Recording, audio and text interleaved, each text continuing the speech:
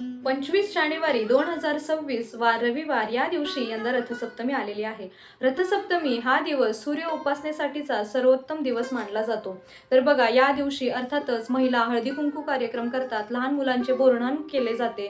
तसेच काही महिलांचे 7 दिवसाचे उपवास असतात. त्याची समाप्ती ही रथसप्तमीच्या दिवशी होते. त्या दिवशी दूध उतू घालवायचा विधी केला जातो. तर ही सगळी पूजा जी करायची आहे, पूजा मांडणी काय आहे, दूध उतू कसे घालवायचे, ते का घालवायचे, याचे शास्त्रीय कारण काय, यासाठीचा सेपरेट व्हिडिओ मी लवकरच आपल्या चॅनेलवर पोस्ट करेन. या व्हिडिओमध्ये आपण बघणार आहोत रथसप्तमी दिवशी आपण काय सेवा करायची, काय उपासना करायची आणि सूर्यदेवांना प्रार्थना कशी करायची. चला तर मग व्हिडिओला सुरुवात करूया. अवधूत चिंतन श्री गुरुदेव दत्त. श्री स्वामी समर्थ. तुम्हा सर्वांचे श्री स्वामी समर्थ माऊली या आपल्या यूट्यूब चॅनलवर मी पुन्हा एकदा मनापासून स्वागत करते. आपल्या व्हिडिओला सुरुवात करताना प्रथमतः मी सांगू इच्छिते की रविवारी रथसप्तमी आलेली आहे आणि प्रत्येकाने जेवढी शक्य होईल तेवढी सूर्यदेवांची सेवा करा. त्या दिवशी उपवास करा आणि सूर्यदेवांचा जो मंत्र आहे त्या मंत्राचा कमीत कमी 1 माळ म्हणजे 108 वेळा तरी जप नक्कीच करा.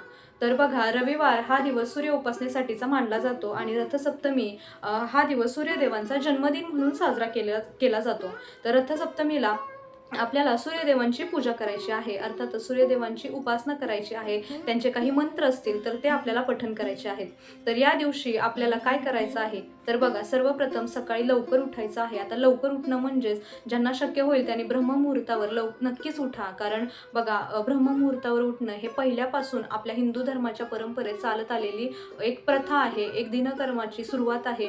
पहिले ऋषीमुनी बघा, आपल्याला सकाळी सकाळी लवकर उठताना आपण बघायचो रामायण महाभारत यांसारखे आपण जेव्हा सिरियल बघतो तेव्हा नक्कीच आपल्याला हे दाखवलं जातं की जे ऋषीमुनी आहेत ते सकाळी लवकर उठतात, प्रातःस्नान करतात आणि ते सूर्यदेवांना अर्घ्य देतात.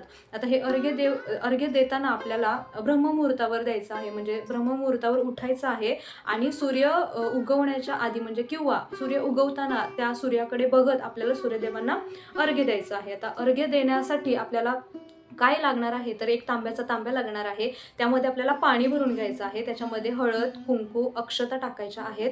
शक्य असेल तर एखादं फूल त्याच्यामध्ये टाका. घरात तीळ असतील तर तिळाची 1 चिमूट त्याच्यामध्ये टाका. आता सर्वप्रथम आपल्याला लवकर उठायचं आहे. रविवारी लवकर उठून स्नान करायचं आहे. स्नान केल्यानंतर शक्य असेल, ज्यांच्याकडे अवेलेबल असेल त्यांनी पिवळ्या किंवा केशरी रंगाच्या शेड्समधले कपडे घालायचे आहेत. महिलांनी पिवळ्या केशरी रंगाची साडी घालू शकता तुम्ही. पुरुषांनी ड्रेस म्हणजे शर्ट घालू शकता तुम्ही पिवळ्या किंवा केशरी रंगाच्या शेड्समधलं कुठलंही. आता का, तर पिवळा रंग हे सकारात्मकतेचं प्रतीक मानलं जातं आणि सूर्यापासून आपल्याला सकारात्मक लहरी मिळतात. त्यामुळे आपल्याला पिवळ्या केशरी रंगामध्ये जे शेड्स असतील त्या शेड्समधले कपडे घालायचे आहेत. ते झाल्यानंतर स्नान करून कपडे परिधान करून आपल्याला नित्य सेवेमध्ये आपल्याला देवपूजा करायची आहे. देवपूजा करून झाल्यावर आपल्याला तांब्याच्या तांब्यामध्ये जे पाणी घेतलेलं आहे त्यामध्ये आपण जे साहित्य टाकलेलं आहे म्हणजे हळद, कुंकू, फूल, अक्षता आणि तीळ आपण जे टाकलेले आहेत ते देवासमोर घेऊन आपल्याला बसायचं आहे. तिथे आपल्याला 3 वेळा गायत्री मंत्राचं उच्चारण करायचं आहे. उच्चारण करताना गायत्री मंत्र सर्वांनाच माहिती आहे तरी सुद्धा मी सांगते.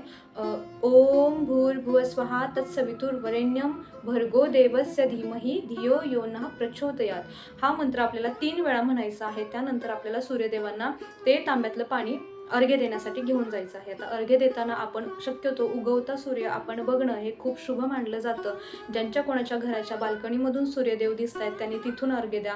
कोणाच्या अंगणातून कोणी देऊ शकतं तर अंगणात जाऊन द्या. कोणी सोसायटीमध्ये राहत असेल तर अर्थातच बिल्डिंगच्या खाली जाऊन तुम्ही किंवा टेरेसवर जाऊन अर्घ्य देऊ शकता.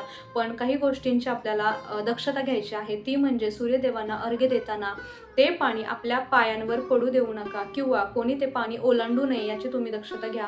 शक्यतो तुम्ही थोड्या उंचावर म्हणजे उंच आसनावर उभं राहून सूर्यदेवांना अर्घ्य द्या. ज्यांचं म्हणजे अर्घ्य देताना पाणी जमिनीवर पडणार आहे त्यांनी अर्थातच एखादं भांडं जमिनीवर ठेवा आणि ते सूर्यदेवांना अर्घ्य द्या. कारण त्यानंतर ते भांड्यातलं पाणी तुम्ही तुळशीला देऊ शकता. घरामध्ये तुमचे जे झाडं तुम्ही लावलेली असतील त्या झाडांना देऊ शकता. तर अशा प्रकारे आपल्याला अर्घ्य द्यायचं आहे.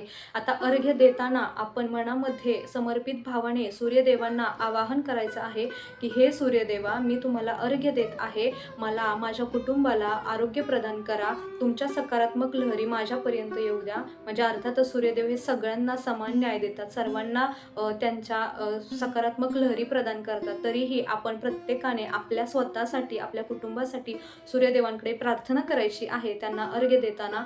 आणि अर्थातच आपल्याला काही मंत्र उच्चारण करायचं आहे. ते तुम्ही 3 वेळा, 11 वेळा किंवा 21 वेळा जोपर्यंत तुमच्या तांब्यामध्ये पाणी आहे तोपर्यंत तुम्ही ते उच्चारण करू शकता. आता उच्चारण करताना ओम सूर्याय नमः हा मंत्र म्हणू शकता, किंवा ओम घृणी सूर्याय नमः हा मंत्र म्हणू शकता, किंवा गायत्री मंत्राचं सुद्धा तुम्ही पठण करू शकता. आता गायत्री मंत्र हा थोडा दीर्घ आहे, पण अत्यंत प्रभावशाली आणि शक्तिशाली मंत्र आहे. त्यामुळे तुम्ही जर त्या मंत्राचं तुम्ही उच्चारण केलं तरीही चांगलं आहे. आता ज्यांना कोणाला काहीच म्हणजे कोणताच मंत्र म्हणणं शक्य नाही, त्यांनी अर्थात सूर्यदेवांना अर्घ्य देताना फक्त तुमच्या चांगल्या आरोग्यासाठी, तुमच्या सकारात्मकता वाढण्यासाठी, पॉझिटिव्ह वाईब्स तुमच्याकडे येण्यासाठी प्रार्थना करा. एवढं केलं तरीही पुष्कळ आहे.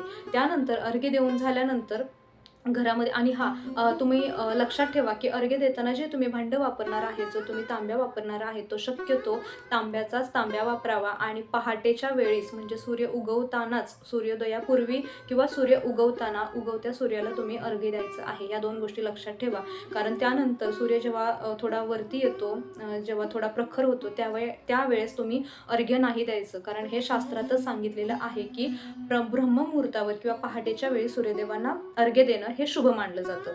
तर हे सगळं झाल्यानंतर घरात आल्यावर तुम्हाला काही मंत्रोच्चार करायचे आहे देवासमोर बसून. मग त्यामध्ये तुम्ही आदित्य हृदय स्तोत्र म्हणू शकता, सूर्यस्तुती म्हणू शकता, किंवा सूर्यकवच जे आहे त्याचं तुम्ही पठण करू शकता. अर्थातच तुम्हाला अजून नवग्रह स्तोत्राचं तुम्ही पठण करू शकता. यांमधलं काहीच शक्य झालं नाही किंवा कोणाला संस्कृत वाचता येत नसेल तर तुम्ही यूट्यूबला लावून ते श्रवण करू शकता. कारण श्रवण केल्यामुळे म्हणजेच ऐकल्यामुळे सुद्धा त्याचं पावित्र्य, त्याचे जे वाईब्स असतात ते आपल्यापर्यंत नक्कीच पोहोचतात. तर तुम्ही या गोष्टी आवर्जून रथसप्तमीच्या दिवशी करा. खरं तर सूर्यदेवांची उपासना करणं, त्यांची सेवा करणं, त्यांना अर्घ्य देणं हे आपला खरं तर रोजचा दिनक्रम असायला हवा. कारण सूर्याचं तेज, सूर्यासारखं तेज आपल्यापर्यंत यावं, त्यांच्या सकारात्मक लहरी आपल्यापर्यंत याव्या, यासाठी आपण त्यांना प्रार्थना करणं हे खूप गरजेचं आहे. कारण विचार करा, सूर्यदेवांनी जर उगवणंच सोडलं, त्यांचा उदय झालाच नाही, तर मग आपली सर्व पृथ्वी ही अंधारमय होईल. आणि अंधारमय पृथ्वीमध्ये सगळं अंधारात गेल्यानंतर आपण काय करणार आहोत, म्हणजे आपलं अस्तित्व ते काय राहणार आहे याचा विचार प्रत्येकाने करायला हवा. त्यामुळे सूर्यदेवांना अर्घ्य देणं हे रोजचा दिनक्रम बनवा. ज्यांना कोणाला शक्य आहे त्यांनी रथसप्तमीपासून ही सेवा करायला काहीही हरकत नाही. प्रत्येकाने सूर्यदेवांना समर्पित भावाने सेवा करा, त्यांच्याकडे प्रार्थना करा. सूर्यदेव बघा, आपल्याला व्हिटॅमिन डी सुद्धा सूर्यदेवांकडूनच मिळतं. पहाटेच्या सूर्यकिरणांचा जो आपल्याला सूर्यलहरी मिळतात, ज्या सूर्यकिरणांच्या लहरी मिळतात त्या पॉझिटिव्ह वाईब्स देणाऱ्या असतात, व्हिटॅमिन डी देणाऱ्या असतात. म्हणजे आपल्या आरोग्याच्या दृष्टीने हे खूप चांगलं आहे. तर अशा प्रकारे रथसप्तमीला तुम्ही सूर्य उपासना करा. एकदम छोटी, साधी, सोपी सेवा आहे. फक्त सूर्यदेवांना अर्घ्य द्यायचं आहे. अर्घ्य देताना काही गोष्टींची फक्त दक्षता घ्यायची आहे. ते पाणी आपल्या पायावर पडू द्यायचं नाही, ते पाणी कोणी ओलांडून जाणार नाही याची दक्षता घ्या. आणि अर्थातच जर तांब्यामध्ये थोडं पाणी शिल्लक राहिलं तर तुम्ही सर्वांनी तीर्थ म्हणून प्राशन केलं तरीही चालण्यासारखं आहे. तर अशा प्रकारे रथसप्तमीला सर्वांनी मिळून सूर्यदेवांची सेवा करा, आराधना करा. तुम्हा सर्वांना याच्या खूप खूप शुभेच्छा. चला तर मग हा व्हिडिओ इथेच थांबते, या व्हिडिओमध्ये इथेच थांबते आणि भेटूया पुन्हा एकदा एका नवीन व्हिडिओमध्ये. तोपर्यंत धन्यवाद. श्री स्वामी समर्थ.